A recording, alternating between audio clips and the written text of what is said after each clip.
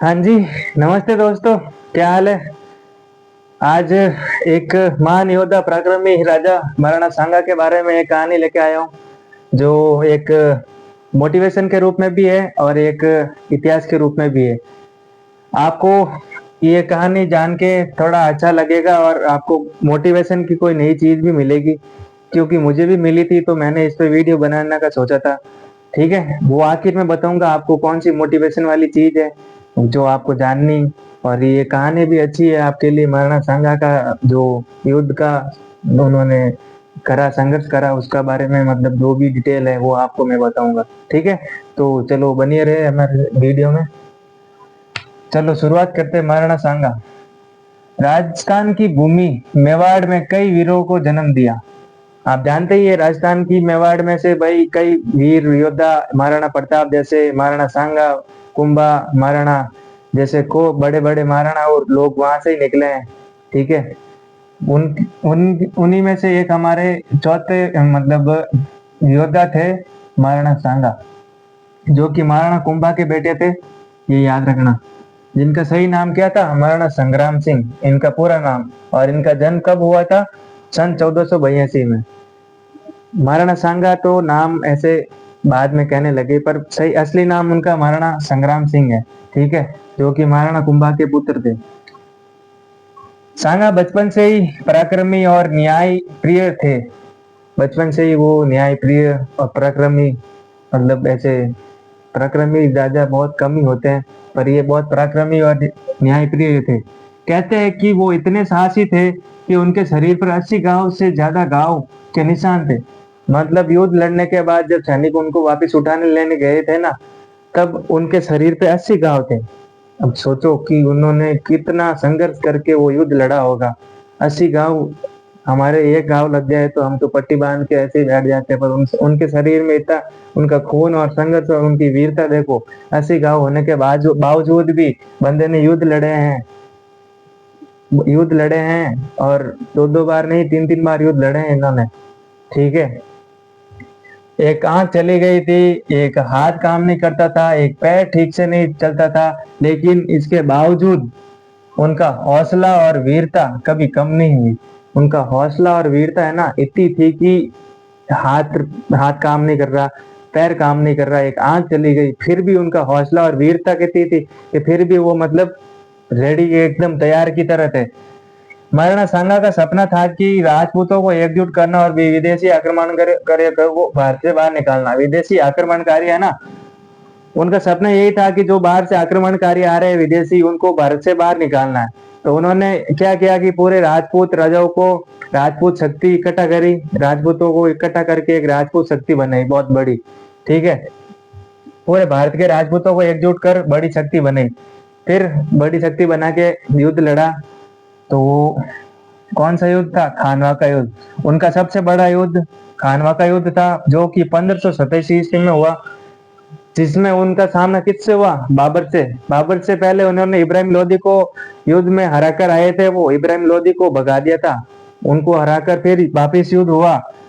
इस युद्ध से पहले ही उन्होंने इब्राहिम लोदी को हराया था और दिल्ली पर कब्जा करने का सपना देखा था कि उनको इब्राहिम लोदी को हरा के फिर उन्होंने सपना देखा था कि वापिस दिल्ली पर एक बार उनका अपना भारत के लोगों का राज रहे, इन आक्रमणकारियों को यहाँ से भगाए।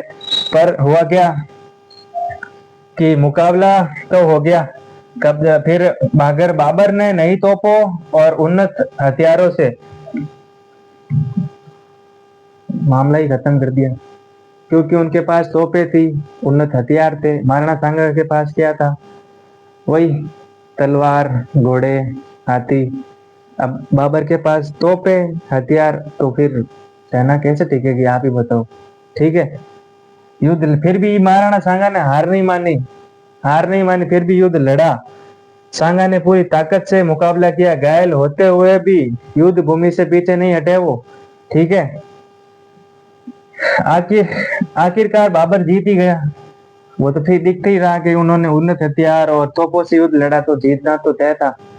ठीक है, कहा जाता है कि अगर उस समय राजपूतों में थोड़ी और एकता होती तो बाबर के भी भारत में टिक ही नहीं पाता। मतलब इतिहासकारों का कहना है कि अगर राजपूतों में थोड़ी सी ज्यादा और एकता होती ना, थोड़े और मतलब सैनिक आते ना, तो बाबर कई भारत में टिक ही नहीं पाता। पर क्या करे, मजबूरी थी उनकी उस टाइम, जो साथ नहीं दिया, वरना आज अलग ही इतिहास मिलता। युद्ध के बाद भी सांगा ने हार मानने से मना कर दिया और बोला दोबारा युद्ध करूंगा, और सेना तैयार करने की शुरुआत कर दी। देख लो, युद्ध हारने के बाद भी हार नहीं मानी, बोला कि वापिस युद्ध करेंगे और दिल्ली सल्तनत को मतलब हराएंगे और बाबर को हरा के दिल्ली पे राज करेंगे। इतनी वीरता थी उनमें। घायल थे, एक हाथ नहीं, एक पाँव नहीं, एक आंख नहीं, फिर भी उन्होंने युद्ध के लिए वापस तैयार किया, सेना तैयार कर ली। लेकिन इसी बीच उन्हें जहर देके मार दिया गया। बोलते हैं ना, अपने में धोखा अपनों के साथ ही होता है और अपने ही धोखे करते हैं। उनके बीच में से ही किसी सैनिक ने जहर देके मार दिए पैसों के लालच में। वरना आप ही सोचो कि ऐसा वीर राजा कैसे ऐसी छोटी चीज से मर जाए। युद्ध में नहीं मरा, जो जहर से मर गया। धोखे से धोखे से मरे हुए आदमी की कभी, देख लो आप, वीरता खत्म नहीं होती है। वीरता इतनी थी कि मतलब आदमी से डरता नहीं था, युद्ध लड़े कितने भी, पर धोखे से मार दिया। बाकी ऐसे आप मार ही नहीं सकते थे उनको। वो तो एक नेचुरल डेथ आती है तब अलग बात होती है, पर धोखे से आप किसी को भी मार सकते हो। पर लड़के, युद्ध में लड़के किसी ने नहीं मारा, जिंदा थे, बोला युद्ध लड़ूंगा वापिस, ऐसे घाव होने के बाद भी छाती ठोक के कहा था उनको। ठीक है ना, यही बात सबसे अच्छी लगी। उनका देहांत कब हुआ? 1528 में उनका देहांत हो गया था। महाराणा सांगा ने महाराणा सांगा मेवाड़ के नहीं, पूरे भारत के शौर्य का प्रतीक थे।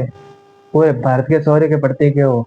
आज अगर वो जहर जहर से नहीं मरते ना, तो युद्ध होता वापिस, और सेना उन्होंने वापिस तैयार करने का निर्णय लिया। सेना तैयार भी करी थी, युद्ध लड़ने की तैयारी कर ली थी, और वापिस जाने की तैयारी के पहले ही उनको जहर देके मार दिया गया। ये थी धोखेबाजी उनके साथ, वरना आज इतिहास के पन्नों में कुछ अलग ही लिखा जाता था।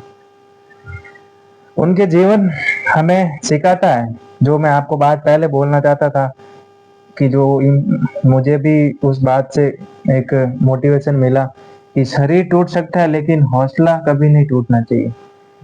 वही बात सब जिंदगी में लागू होती है कि हौसला कभी टूटना नहीं चाहिए। शरीर भले ही टूट जाए, पर हौसला कभी नहीं टूटना चाहिए। हौसला जब तक जिंदा है, तब तक अपनी वीरता भी जिंदा है। हौसला ही टूट गया ना, तो आप समझ लो कि जिंदगी बर्बाद है, और हम खुद टूट जाएंगे तो फिर क्या ही कर पाएंगे। तो कभी हौसला मत तोड़ो, हौसला बना के रखो। ठीक है, और इसी के साथ मैं अपनी वाणी को थोड़ा विराम देता हूँ। बोलते बोलते थक गया। और ऐसी और स्टोरियाँ मोटिवेशन टाइप हिस्ट्री में, मतलब जिस तरीके से कोई मोटिवेशन वाली चीज मिलती है ना, तो मैं ऐसी ऐसी स्टोरी बनाता हूँ, ताकि मतलब कभी कभी मुझे भी इंस्पिरेशन मिले और आपको भी इनसे प्रेरणा मिले कि मतलब ऐसे ऐसे राजा थे जो मतलब धोखे से मरे थे, वीर वीर थे, युद्ध लड़ रहे थे। ऐसी ऐसी कहानी और लेके आऊंगा आपके लिए। आप चैनल के साथ बने रहे, लाइक और सब्सक्राइब करें। ठीक है, धन्यवाद।